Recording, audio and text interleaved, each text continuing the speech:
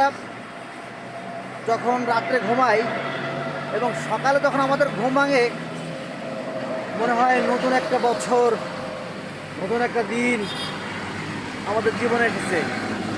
কারণ নিঃশ্বাসের বিশ্বাস মাগার নাই, কোনো কিছুরই নাই।